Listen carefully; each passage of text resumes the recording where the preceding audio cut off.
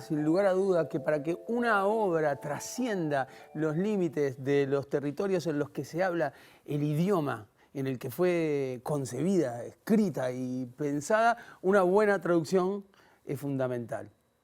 ¿Sabían ustedes que la mejor traducción que se puede encontrar de la prosa de Edgar Allan Poe la hizo nada más ni nada menos que el gran Julio Cortázar? Sí, fue un trabajo que le encargó la Universidad de Puerto Rico a Cortázar en la década de 1950. Así que con estos dos nombres en la vuelta vamos a leer este cuento sin más demora de la única pluma de Edgar Allan Poe con la inmejorable traducción de Julio Cortázar. Voy a leerles este gran clásico, El corazón delator. Es cierto, siempre he sido nervioso, muy nervioso, terriblemente nervioso, pero ¿por qué afirman ustedes que estoy loco? La enfermedad había agudizado mis sentidos en vez de destruirlos o embotarlos, y mi oído era el más agudo de todos. Oía todo lo que puede oírse en la tierra y en el cielo. Muchas cosas oí también en el infierno.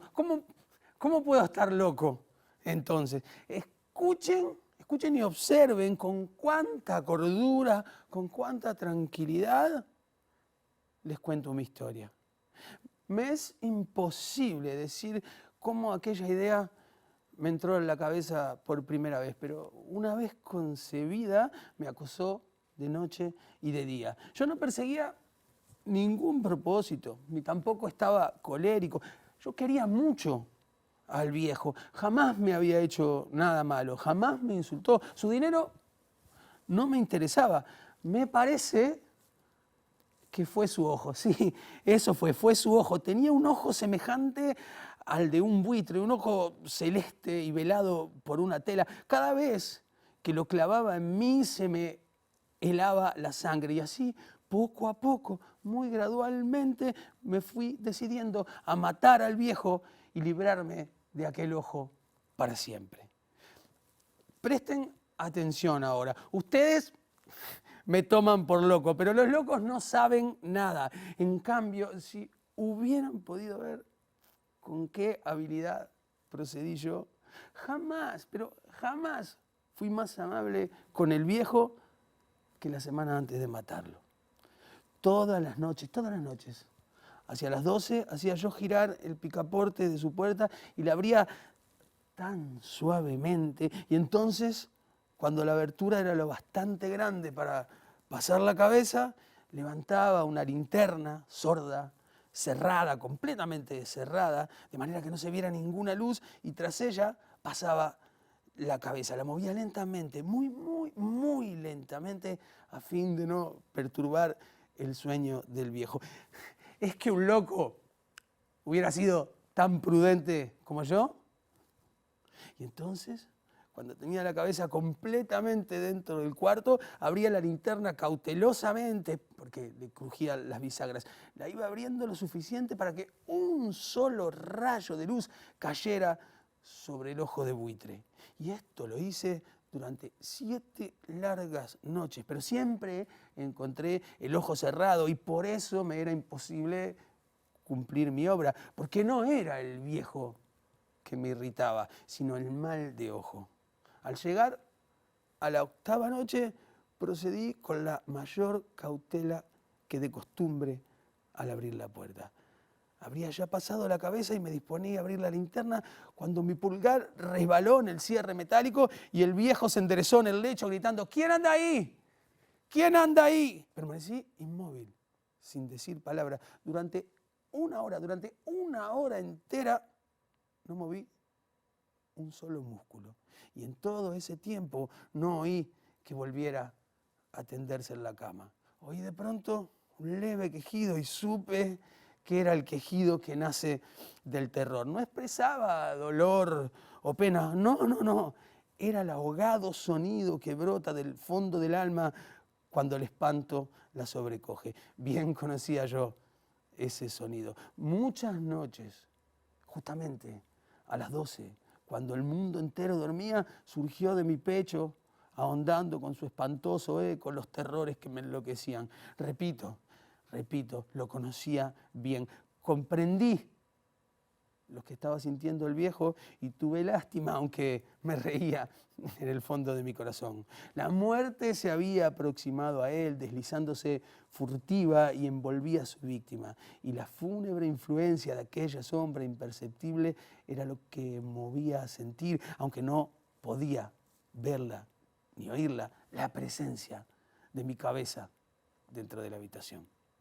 Después de haber esperado largo tiempo, con toda paciencia, sin oír que volviera a acostarse, resolví abrir una pequeñísima ranura en la linterna. Un fino rayo de luz semejante al hilo de la araña brotó de la ranura y cayó de lleno sobre el ojo del buitre. Estaba abierto de par en par y yo empecé a enfurecerme mientras lo miraba. Lo vi con toda claridad, de un azul apagado y con aquella horrible tela que me lava hasta el tuétano.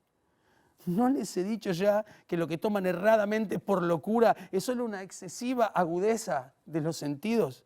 En aquel momento llegó a mis oídos un resonar apagado y presuroso, como el que podría ser un reloj tic, tic, tic, tic, tic, envuelto en algodón. Aquel sonido también me era familiar, era el latir del corazón del viejo. Aumentó más mi furia, tal como el redoblar de un tambor estimula el coraje de un soldado.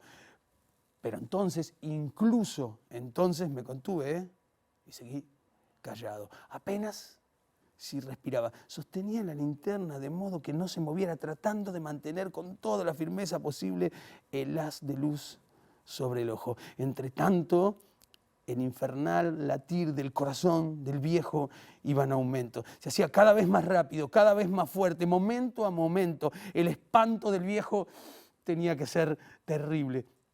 Me pareció que aquel corazón iba a estallar y una nueva ansiedad se apoderó de mí. Algún vecino podía escuchar aquel sonido.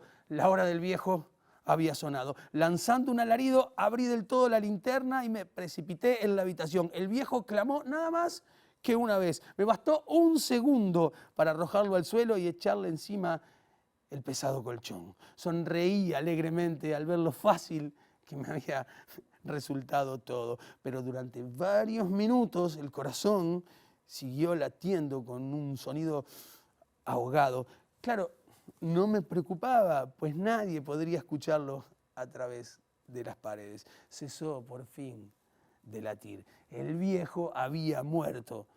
Levanté el colchón y examiné el cadáver. Apoyé la mano sobre el corazón y la mantuve así largo tiempo. No se sentía el menor latido. El viejo estaba bien muerto. Su ojo no volvería a molestarme.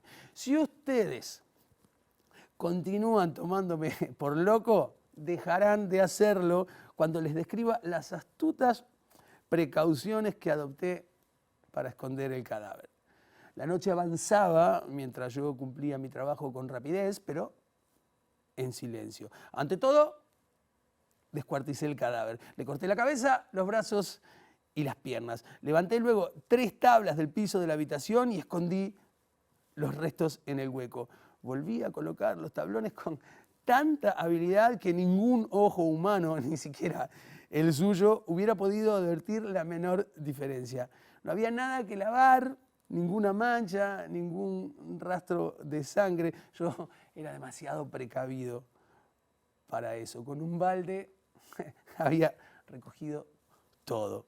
Cuando hube terminado mi tarea, eran las 4 de la madrugada, pero seguía tan oscuro como a medianoche. En momentos en que se oían las campanadas de la hora, golpearon a la puerta de la calle. Acudí a abrir con toda tranquilidad, pues, ¿qué podía temer ahora? Hallé a 3 caballeros que se presentaron muy civilmente como oficiales de policía. Durante la noche, un vecino había escuchado un alarido, por lo cual se sospechaba la posibilidad de algún atentado. Al recibir este informe, en el puesto de policía habían comisionado a los 3 agentes para que registraran el lugar. Sonreí, pues ¿qué tenía que temer? Di la bienvenida a los oficiales y les expliqué que era yo que había lanzado aquel grito durante una pesadilla que tuve. Les hice saber que el viejo se había ausentado, que se había ido a la campaña. Llevé a los visitantes a recorrer la casa y los invité a que revisaran. Que revisaran bien, ¿eh? Finalmente acabé conduciéndolos a la habitación del muerto. Les mostré sus caudales intactos y cómo cada cosa se hallaba en su lugar. En el entusiasmo de mis confidencias, traje sillas a la habitación y pedí a los 3 caballeros que descansaran ahí de su fatiga, mientras yo mismo, con la audacia de mi perfecto triunfo, colocaba mi silla en el exacto punto bajo el cual reposaba el cadáver de mi víctima. Los oficiales se sentían satisfechos, mis modales los habían convencido. Por mi parte, me hallaba perfectamente cómodo, pero al cabo de un rato empecé a notar que me ponía pálido y decía que se marchara. Me dolía la cabeza y creía percibir un zumbido en los oídos, pero los policías continuaban sentados y charlando. El zumbido se hacía más intenso, seguía resonando, era cada vez más intenso. Hablé en voz muy alta para librarme de esa sensación, pero continuaba lo mismo la sensación y se iba haciendo cada vez más clara, hasta que al fin me di cuenta de que aquel sonido no se producía dentro de mis oídos. Era un resonar apagado y presuroso, un sonido como el que podría ser un reloj envuelto en algodón. Tic, tic, tic. Yo jadeaba tratando de recobrar el aliento y sin embargo los policías no habían oído nada. Hablé con mayor rapidez, con vehemencia, pero el sonido crecía continuamente. Me puse en pie y discutí sobre insignificancias en voz muy alta y con violentas gesticulaciones, pero el sonido crecía continuamente. ¿Por qué no se iban? Balanceando la silla sobre la cual me había sentado, raspé con ellas las tablas del piso, pero el sonido sobrepujaba a todos los otros y crecía sin cesar. Más alto, más alto, más alto. Y entre tanto los hombres seguían charlando plácidamente y sonriendo. ¿Era posible que no oyeran ese sonido? ¡Santo Dios! No, claro. Claro que lo oían y sospechaban, sabían y se estaban burlando de mi horror. ¿Sí? Así lo pensé y lo pienso hoy. Pero cualquier cosa era preferible a aquella agonía. Cualquier cosa sería más tolerable que aquel escarnio. No podía soportar más tiempo sus sonrisitas hipócritas. Sentí que tenía que gritar o morir. Y entonces, otra vez, escuchen, más fuerte, más fuerte, más fuerte, más fuerte. Basta ya de fingir, malvados, aullé. Confieso que lo maté. Levanten esos tablones. Ahí, ¿lo ven? Ahí, donde está latiendo su horrible corazón.